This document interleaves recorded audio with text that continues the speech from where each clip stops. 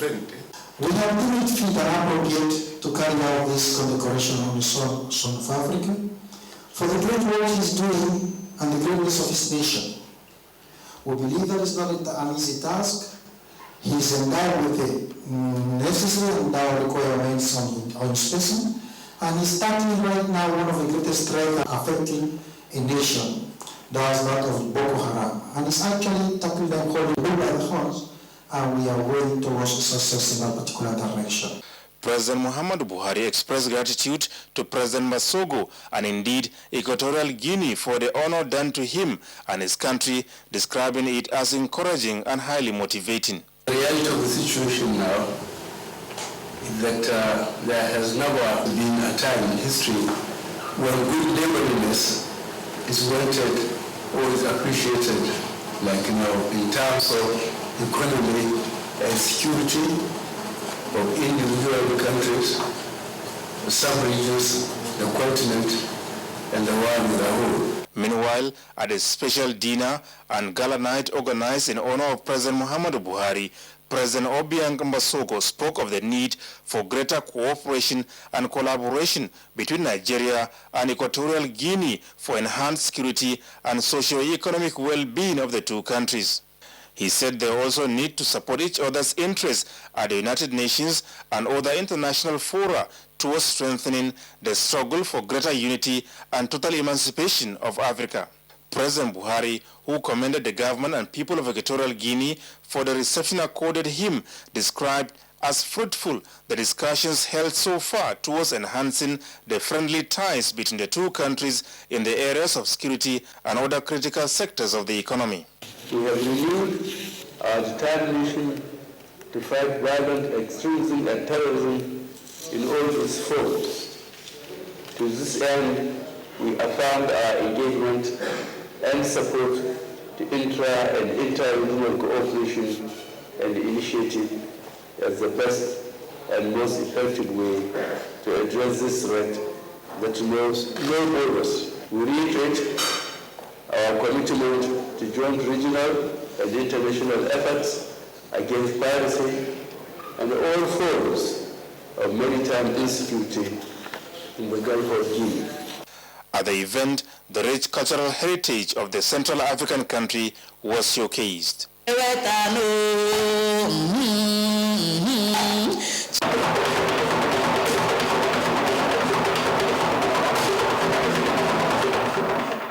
From Malabo, Adamu Sambu, NTA News. President Muhammadu Buhari this Tuesday at an interactive meeting with Nigerians resident in Equatorial Guinea condemned recent political violence in Rivers State, saying that the killing of people over political differences was primitive, barbaric and unacceptable. He assured them that government will deal decisively with all sponsors of violence, saying that security services have been given clear directives in this regard. President Buhari said that the Independent National Electoral Commission will be encouraged to explore the possibility of Nigerians abroad voting in the 2019 general elections, acknowledging the fact that some African countries have started allowing their citizens resident abroad to vote in national elections. President Buhari declared that his administration's main area of focus now is to reduce the level of poverty in the country. He explained his conviction that developing the infrastructure will boost production in all sectors of the economy and create more jobs for young Nigerians. Presidential spokesman Femi Adesina quotes the president as saying that his administration's war against corruption will remain fearless, relentless, and merciless.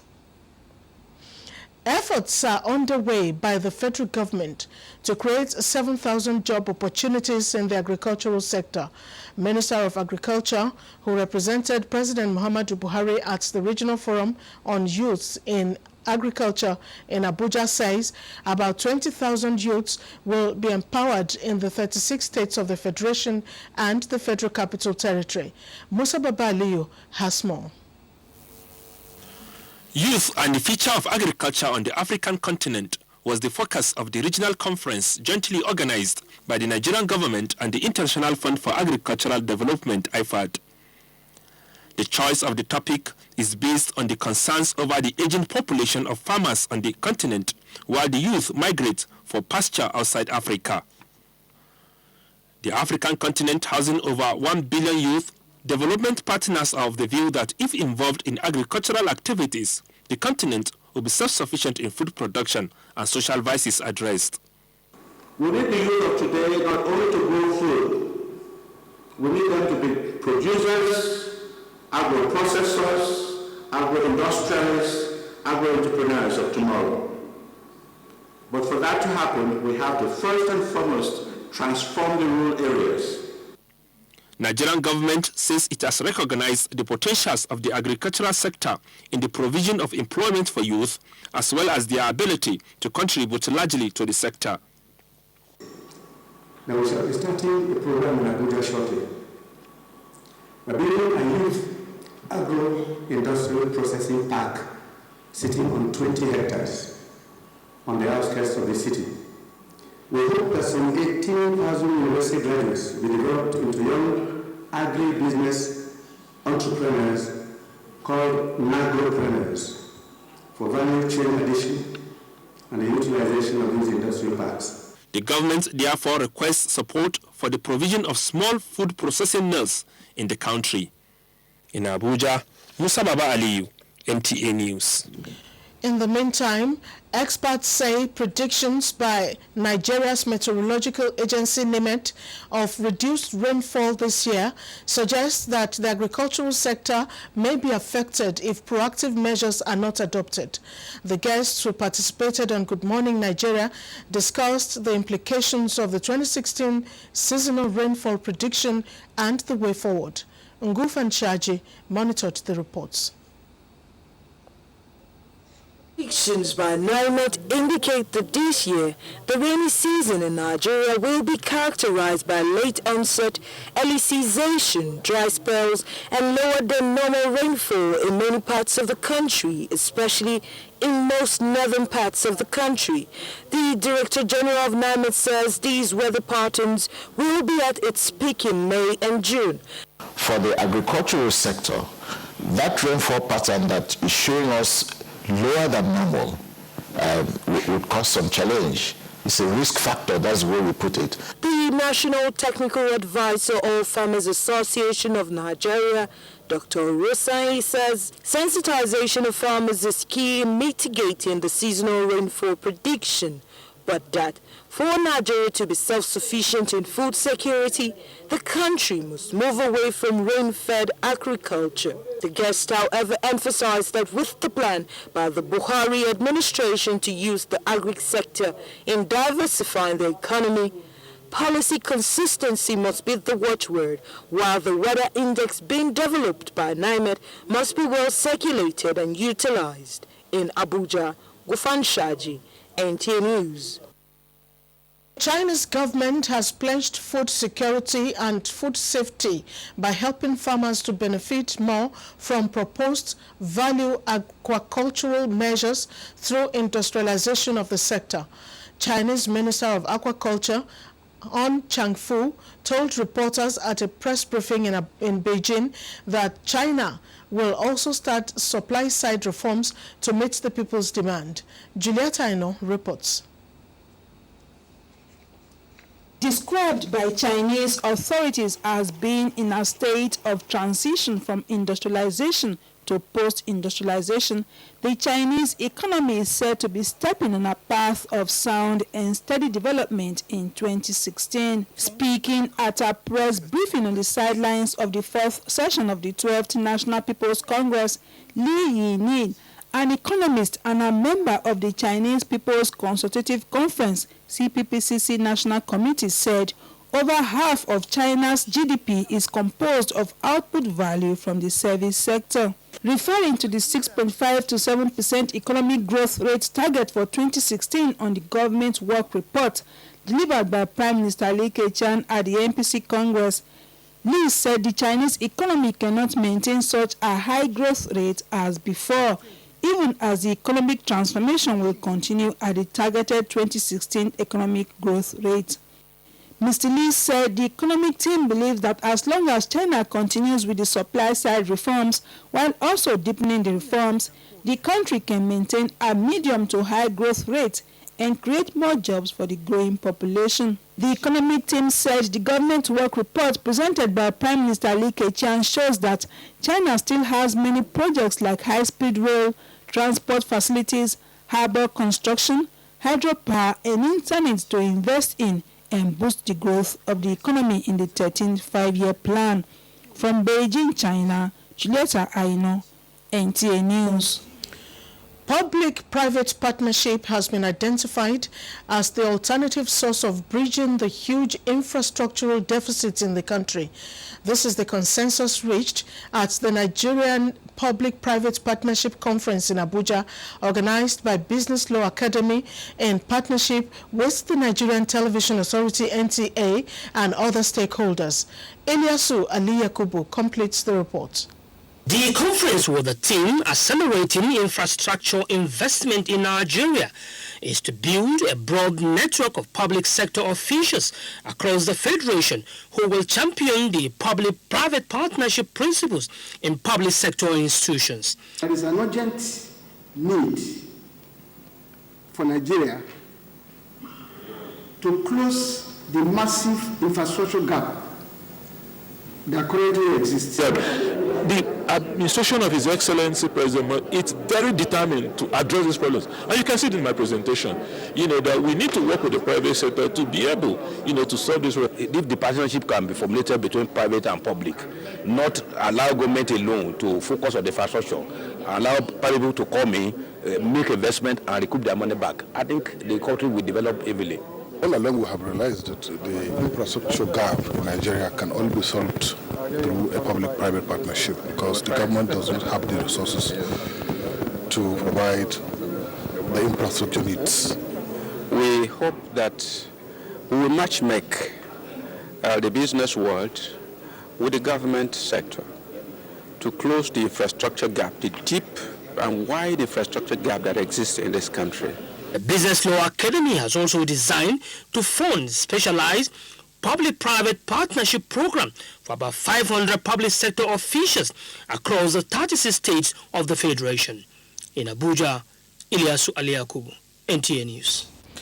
With Nigeria's 170 million population projected to hit about 250 million in 14 years, the World Bank says Nigeria needs to create about 40 to 50 million jobs between 2010 and 2030 to reduce poverty and promote more inclusive growth. This is the thrust of a 3 report launched in Abuja by the World Bank on jobs, competitiveness and skills in Nigeria. Correspondent Joy Uzo tells us more. Identifying the major causes of what they termed jobless growth syndrome in Africa, with Nigeria as a case study, experts at this forum say Nigeria has to rise up to the challenge of bridging the huge gap between population, social and economic growth. In their opinion, the existing jobs needs to be more productive and provide higher incomes than what is presently obtainable to pave way for poverty reduction and encourage more inclusive growth. 3 new World Bank reports that focus on these challenges was thus the crux of deliberations by economic experts at this forum. So these are all themes that are not necessarily radically new. I think the data has given a profile and a picture that's consistent with what we probably thought several years ago. But by continuing to look at the new data emerging in Nigeria, we can refocus the energy in these areas that need the most attention. We should move quickly to effective implementation, so that in the next 2-3 years, all these challenges of the brownout, blackout will be out of the way, and therefore Nigeria become fundamentally competitive. They recommend improved basic skills level, firm growth in the private sector to position them for more job creation, and an efficient and productive agriculture sector. The best way to do it is really collecting data and understanding the condition of the farmers, and on the basis of that, developing strategies that can help. The International Development Institution reports say efforts by government to identify appropriate employment policies must be based on reliable data and rigorous analysis, as insufficient and poor data is still a constraint in monitoring jobs in Africa's most populous country. In Abuja, Joy Uzo, NTA News. You're still watching the news on NTA International from Abuja, Nigeria's capital. More news after the break. If you hear a bomb explosion or gunshots of an active shooter, that might be a terror attack. At such times, always remember 3 action words. Run, hide, report. Don't try to run towards the terror scene to save the situation, because there might be a second bomb blast or another attack. Run far away and take cover. Make sure you are safe first. Yes, it is in our nature to sympathize over the hurt, but remember, only trained personnel can help in such situations. When in a secured environment, promptly call relevant authorities and help will come. For anonymous reporting, call 09630-3250-5 or 0813-2222-106. If you see something, say something. Nigeria unite against terrorism. This message is brought to you by the Federal Ministry of Information and Culture. Thanks for staying tuned. Nigeria joined the rest of the world to mark the World Consumer Rights Day with commitment to ensuring that those engaged in food production adopt a prudent approach to the use of antibiotics. The theme for the World Consumer Rights Day 2016 is Antibiotics Off the Menu. It is a campaign to stop the sale of meat raised with the use of antibiotics. The Director General of Consumer Protection Council, Dupe Atoki, addressed the media in Abuja to mark the day. Olajide Bello has the details. 15th of March every year has been set aside to mark the World Consumer Rights Day by the Consumers International, which is the world federation of consumer groups that serve as the only independent and authoritative global voice for consumers. The day is also an opportunity for promoting the basic rights of all consumers, demanding that their rights are respected and protected, as well as drawing attention to protests on market abuses and social injustice. The Consumer Protection Council is using this year's commemoration to awaken the consciousness of Nigerians on the dangers and misuse of antibiotics. As you are aware, antibiotics is a group of drugs prescribed to consumers via a prescription by a medical doctor or an authorized personnel to treat an infection caused by bugs called bacteria in this case. They are also prescribed for animals who are unwell. When this important drug is misused, in one way or the other for a period of time, they tend to spread superbugs that may defile all known antibiotics. This is what is called antibiotics resistance. Other issues addressed include excessive bank and telecom charges, aviation, among others. In Abuja, Olajide Bello, NTA News. Building and sustaining human capacity for multi-disease surveillance and response in Nigeria, the first ever Nigeria Field Epidemiology and Laboratory Training Program has opened in Abuja. Health correspondent Rashidat Mustafa Olagunju reports that it is described as One Health approach in training public health experts. As long as humanity existed, there will always be one form of epidemic or another. But what matters is how prepared is the society to fight it.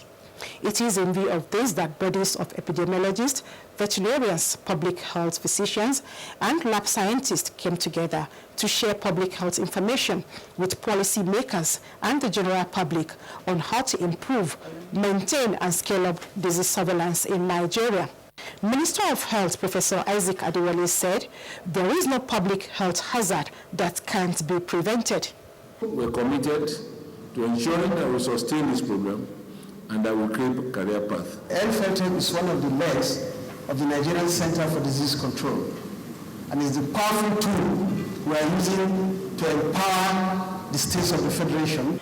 Participants call for a sustainable network of highly skilled field epidemiologists, public health physicians, veterinarians, and lab scientists that will measurably improve public health in Nigeria.